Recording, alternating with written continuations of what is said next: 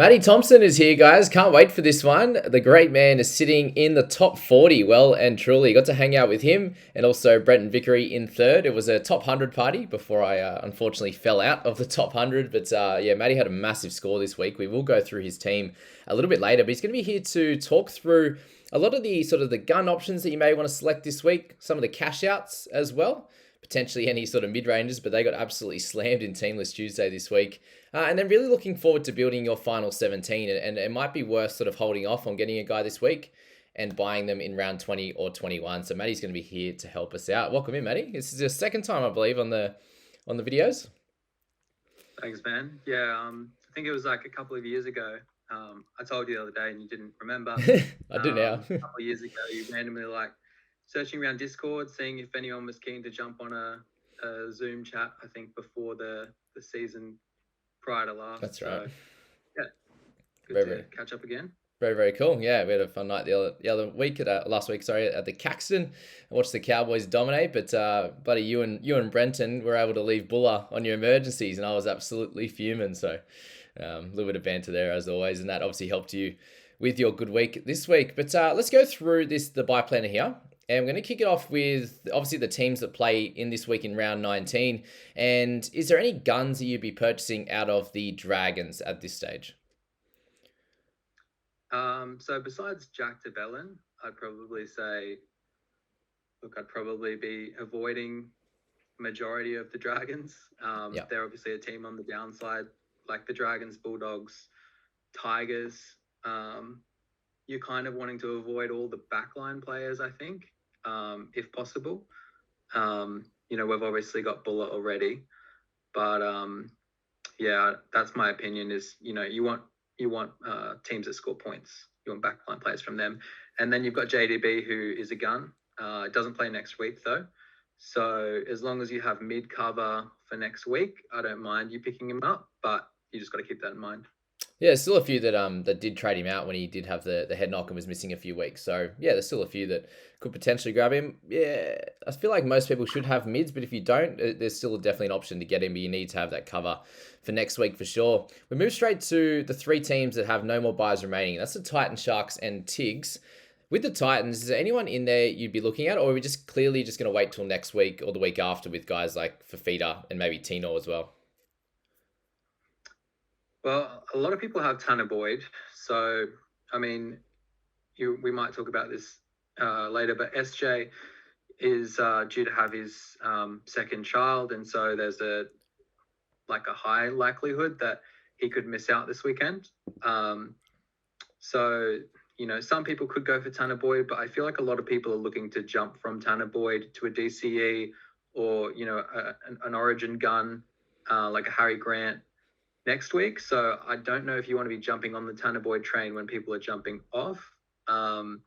Besides that, there is Isaac Fasul Malawi, Little Tino. So you could use him as maybe a decent cash out if you really need a mid. But besides that, I would say probably avoid. Okay, well, yeah, speaking of that, those sort of cheapy guys that might only play sort of one or maybe 2 to 3 games if things happen over the next 9 rounds there. Is that a strategy that you would look to employ, bringing in a cash out that's likely not going to help you at all, especially in weeks where we might have, I know yourself you said you had 4 Warriors players, I got 3. In that type of week where you would need all your players on deck apart from those buy guys, would you advocate for bringing in a cash out that hardly plays? I think you need a cash out that you're fairly certain on, or at least you're going to roll the dice on. So, I mean, I picked up Valence Tafara a couple of weeks ago, rolled the dice on him when he was about 300k. And so that's gone really well for me. You picked him up last week. Yeah, that's the only thing we're cheering about on the weekend. Yeah, that was really good for the try. Yeah. Definitely put a smile on your face after the finally situation. But yeah, I definitely think you can't bring anyone in that you think is going to be a red dot next week, because next week you've got 3 teams on the bye. So you always need to be thinking about not only next week, but then going forward. Obviously, we're going to get 8 trades next week, which is great, but you don't want to be using any of them on these middling players. The only reason I brought up little baby Tino was because he has he's been on the bench for the previous 3 games leading up to this game. So there is a chance you roll the dice on him and he at least gets you a 15, 20 point score going forward. And maybe fills in if there's an injury. But yeah, there's another guy in one of the other teams that I think I'm much more keen on as a cash out. Okay, yeah, well, that's cool. That's definitely something to note there. If they are at least playing in some way, and that's the reason why people are selecting Seb Chris. It's the dual position, and at least it's going to be a score each week, even if it's not great. So yeah, Isaac could be a similar one to look at there for that reason. Sharkies and Tigers. Let's talk about the outside backs for the Sharks. So they obviously are playing the Tigers this week, and you'd expect them to score fairly well. The Talakais, the Mulitalos, these types of players. Are they someone you should look at, or obviously they would score for you this week if you do need that player. How much does that one extra week of scores help you in the long term, or do you wait until round 20 when there's a lot of other better centres coming in? Maybe you're looking at a Dane Gagai and these types of players that are going to score a lot more than a Mulitalo, Talakai. Obviously, the wing fullbacks, you could go for like a Teddy next week or something like that instead. That extra week of scores, does that help much in the long run, or do you think the other guys are going to outdo them? Yeah, look, I think we can tend to get our blinders on in these buy rounds. And, it's been a thing that, like Isaac Tungo, no one was talking about him because he had a buy in round 16. No, he had a buy in round 13. Like whenever we were looking for centers, I think it was round 13, we're constantly looking for centers, and then we're looking for centers, but he had a buy in round 19. So it's like, I feel like we're got our blinders on. We're missing some potentially really good options, Val Holmes, etc. Because we're trying to really focus on these buy rounds. And in the wing, fullback, and center this week, there's a lot of substandard options. So I would lean more towards a cash out, like a real cheapie, like maybe a Monroe, who we might talk about going forward. Or I think, gun wise, you've got Chance. Maybe as a gun. I seem to think he will be not a trade for me. I think he's really kind of gone up a level this season. I don't really think it's worth trading him, for me to trade him to, a Dylan Edwards or, Latrell maybe when he comes back. But I don't know. I think in the wing fullback slot, if you got someone that's averaging 45 or thereabouts, you just leave them. Yeah, that's right, because the marginal upgrades are never usually work out. But let's just quickly talk about that. If you are bringing a guy in, let's just say he averages close to 10 points less, which a few of these guys do. That's 9 rounds now. They missed this week, so they're going to play the last 8 rounds. If you're looking at an Isaac Tungo, if he can average close to that 50 mark, and let's say that Mulitalo is like a 38 to 40, or a Talakai's a 38 to 40, and Tungo's 48 to 50, that's an extra 80 points. So that one extra week of a 40 or whatever he can get this week, it doesn't add up, does it, over the course of the 9 rounds? No. When you break it down, and you also got to factor in further buys. I mean, these guys don't have further buys, which is great. Yeah. The one benefit I would say to Mulitalo or a Talakai, if you can put them in a loop slot and you're not having to play them. I know, I've been talking to Brenton, who we were catching up with the other night, and he was looking at Mulitalo. Yeah. I don't think he is anymore, but he's ranked 3rd. So he can put Mulitalo down in his like 19th, 20th man. The team value. He's got a crazy team value. So if you do, then that's fine. But I mean, I'm ranked 38, and I wouldn't do that. I don't have the team value to be able to do that. So, and you probably don't either. So I think most people listening to this won't be able to do that. So I would probably avoid. Yeah, they're just at the next level, aren't they? The top sort of 10 or so. Well, let's talk about Monroe while you're here then. So he has the bye next week. He has one in round 26 as well. But if he continues to play, let's just say he plays like he did on the weekend this week against the Dogs, there's a good chance he keeps his spot, right? Because he's fighting against Richie Kenner, Tane Milne, these types of players, and really not too hard to supersede them, right? Yeah, I mean, he's gone from SG Ball, Reggie's, he's gone through Jesse Flake, he's gone through, multiple, and for a winger, I think it's even more impressive because it's harder to impress as a winger each week in, week out, because you can only kind of do so much, you only get the ball so much. So for him to go up multiple grades in the 1 year, I think is is pretty impressive. He's 240k, so I think he's a proper cash out, because like we're looking at cash downs like Valance, like Seb Chris, maybe Avarillo, in this wing fullback position, but you can get essentially a whole extra 120, 130 odd K or 100k in Seb Chris's case by going right down to Monroe. So he's also up against the Dogs, I believe. Yeah, exactly.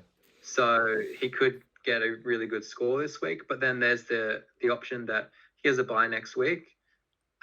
He comes out this week, he doesn't do that well. He ends up losing his spot, and then he's a red dot for you the rest of the year. So it is a roll of the dice. So you just got to decide whether that's worth it or not, and whether you can hold a red dot next week, because he won't be playing next week. So if you've got multiple Dragons, Raiders, and South players, I would definitely not recommend going for him.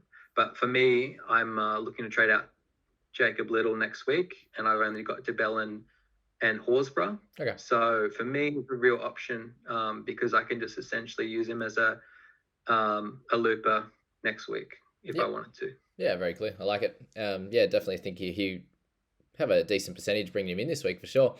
Speak about Val then. So 386, he said that you're obviously 140k down from him. You can get Monroe. With Val, he's got the dual position, which is nice. A little bit of a lower break even, a good score, well, 2 good scores the last 2 weeks since you brought him in, which is nice. Do you think that he's going to keep the spot for one? Obviously, that's a bit of a guess, but if he does, he's probably closer to a 35 to 40 average guy, isn't he? Yeah, I mean, I think we were messaging when I was first looking to bring him in, and it was definitely a roll of the dice. Yeah. I think I needed to bring him in to afford Harry Grant in round 17. Yeah. So I did a triple trade, and I needed the cash down. So I was happy to roll the dice, and if he became a red dot, or if he went back to his bench role that he was playing earlier in the season, then that wouldn't be the end of the world. But whose spot has he taken? Brenko Lee. So Brenko Lee's come back now, and we've seen last week Ewan Aitken got dropped for Hammer, and he kept his spot. And then this week Brenko Lee's come back via reserve grade.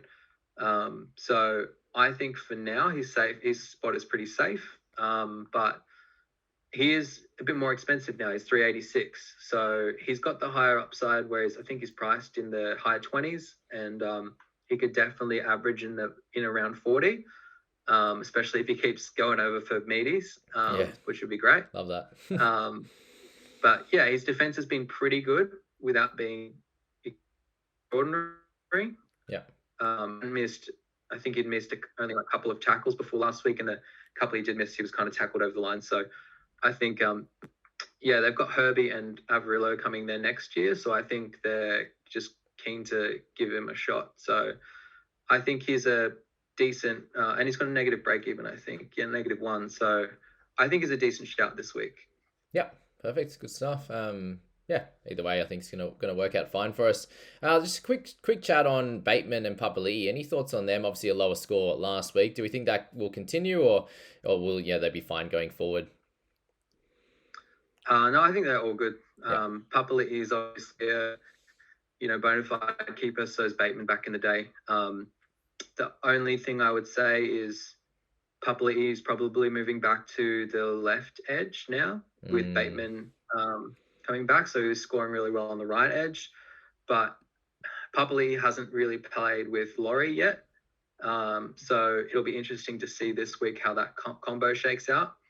That's true. The three of them, I would say, or with those two plus Nikora, I would say just keep in mind that there is Fafita next week. So I wouldn't force them into your team. I would just have one own Fafita. But if it works for your team that you can get one this week and then you can still get Fafita potentially in the next couple of weeks, then go.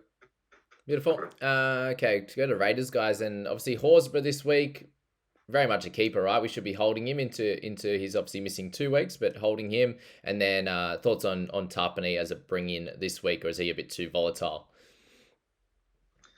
Yeah, I think I didn't realize because we were watching the game at the Caxton last week, but apparently there was a HIA, so Tarpany played extra minutes. Yeah. Salo. So I probably would. I think you can bring in Tarpany if you've got mid cover next week, but I would probably say he's just that rung down. You've got like a Jack DeBellin who would be much better. And realistically, I think you're even better to go. I even prefer going all the way down to like a baby Tino if you really want to score this week. Then I do getting Tarpany this week because he has got that bye next week. If he didn't have the bye next week, he's a much better option this week. Yeah, I agree with that. And yeah, just straight holding horse. Yeah, I mean, we held Jack DeBellin through his 2-week thing, and horse is averaging. Well, lately he's been averaging over 60, so ride that train. Yeah, 100%. Right, let's just quickly have a look at your squad there. Getting 38th overall, so well done so far on that. A massive score last week, 1,084. You said a few weeks ago, obviously looking to bring in some keepers when it's the right time, and that was Harry Grant for you.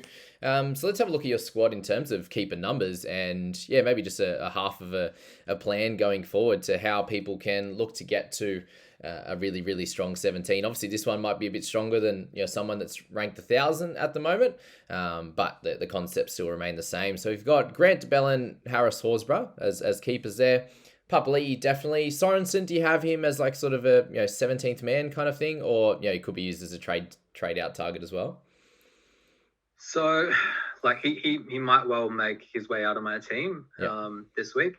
He's been really good for me. I think I got him in like just after round 13, around 14 or 15, and I copped a couple of his biggest scores. But I think with his neck/shoulder injury and the fact that he's kind of, when Liam Martin's fit, he might get 60 minutes from time to time. I think he could go for me, but at the same time, I think he could definitely fill that like 17th man, 16th man kind of role because he's looking really good this season.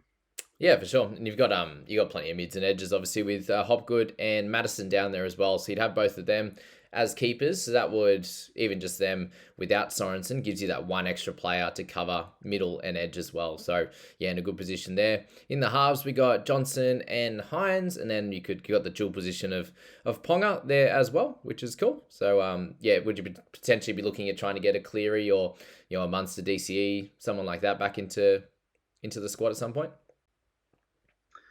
Yeah, it's interesting. I think Cleary is the number one target. Whether I go for him in next week if he's named or the week after, straight away. Like he's got, I think, Dolphins and then Dogs. So it's going to be very tempting if he's named to jump on. So I kind of want to clear up some cash this week so that I can have the option to go to Fafita or Cleary next week. But at the same time, DCE is really attractive at like 700 odd K.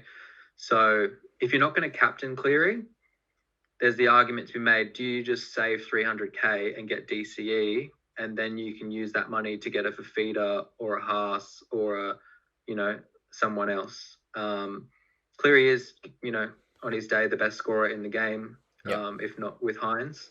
So it's a tough one. I haven't really made my decision just yet. I want to see when Cleary comes back. Yep. And around that Haas and Fafita kind of chat, do you have a general plan with that, or is it kind of just see what happens and trade one of these forwards, or if a Madison or something gets injured or that kind of player up to one of those guys when it comes up? I think with Haas, it's a bit tricky because he's got the bye on the run home, and he's also got the injury that he's just recently sustained, which has kept him out of Origin. Yeah.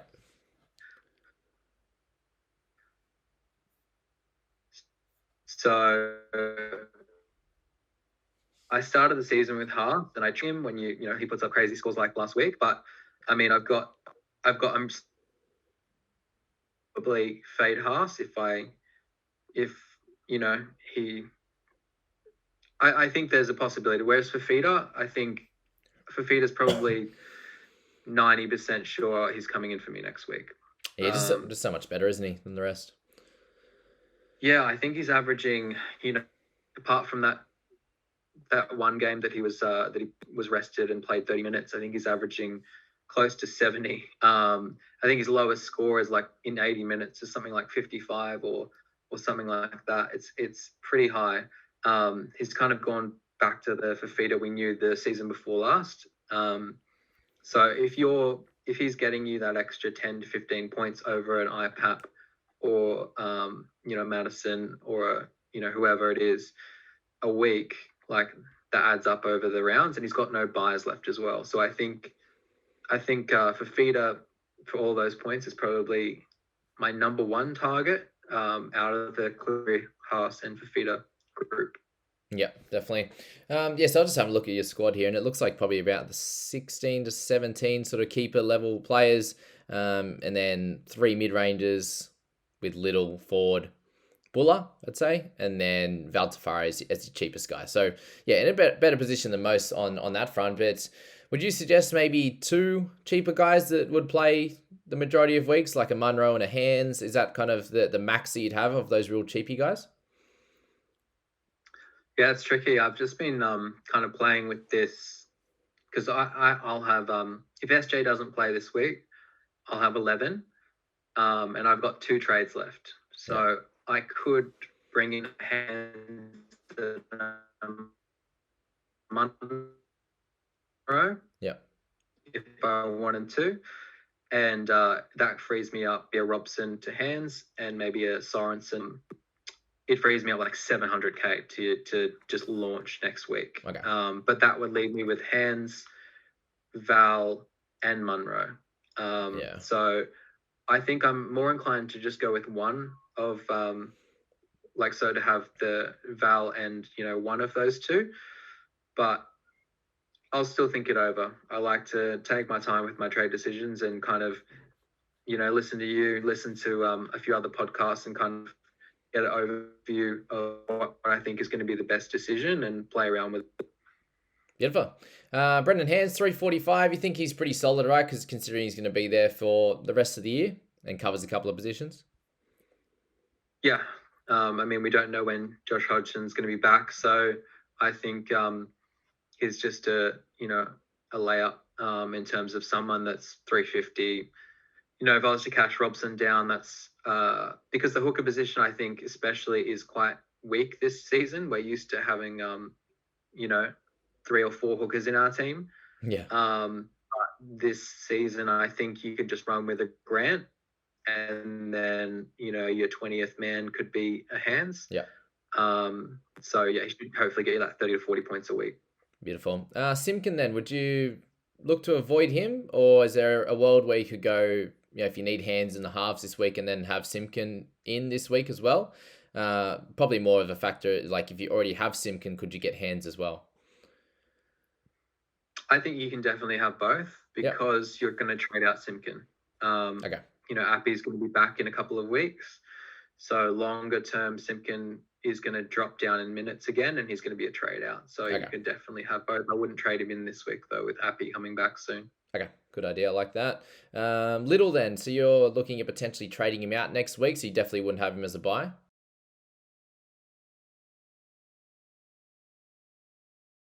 Yeah, no.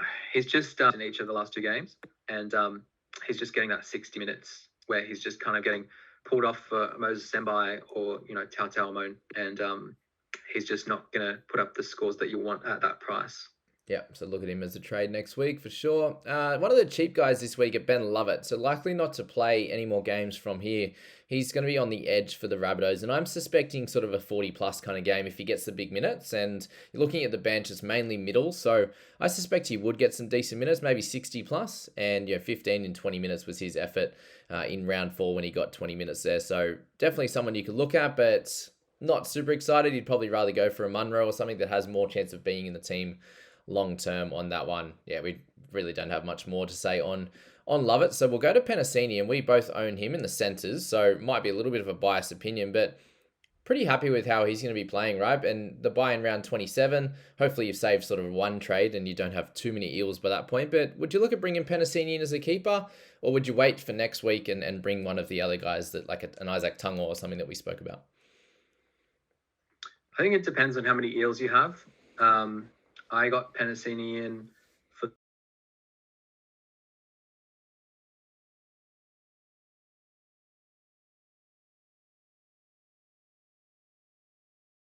round 13. Do now, and if I get good and hands, I think that's fine to get Penicini in.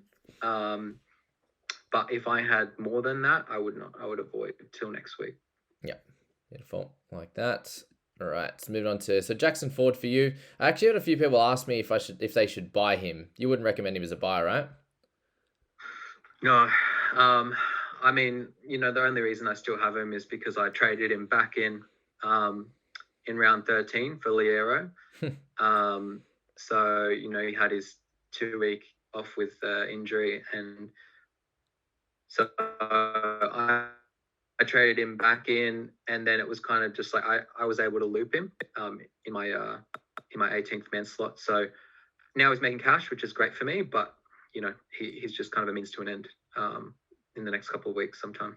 Yep, beautiful. I like that. It's moving on to Jake Averillo then at 369. He's moved to the fullback slot this week. Fairly high break even, unfortunately, after some lower scores, especially last week with his 15. So unlikely to make much money. Dual position is probably the only real positive thing. You just go for Monroe, wouldn't you? Or Chris. Or Val. Chris kind of or Val. There's just there's better options. Averillo, I think, averages 30 at fullback or less, and he's also playing for the Dogs, so hard to avoid. Yuck. Move on. We spoke a little bit about Ronaldo. He just seems fairly consistent. So if you do want someone for this week and you have a lot of trades left, like if you're a 5+ trade kind of guy, then sure. But other than that, probably not. Similar to that with Talakai, just very middle of the road kind of scores for him. A 62 last week, but that was 2 try assists and a try. That's not going to happen every week, and there's much better center options going forward. Definitely Penicini over him. Paul Turner at 335, he actually comes in as a half and has some scores in the 5/8 position and halfback, but nothing at fullback in the NRL. So a hard avoid, right? With Sloan not actually being dropped, which I thought last night it was more of an injury for him. We'll leave him out. Zach Lomax, is there any interest in him, or is he in the same boat as Talakai, or he's probably just a little bit ahead of Talakai or something? Yeah, I actually don't mind, depending on your numbers next week. I actually don't mind Lomax. I felt like he looked decent last week, and out of the Dragons players, he looks like one of the ones that is kind of he seems to be trying a lot more now that they've had the coaching change and whatnot.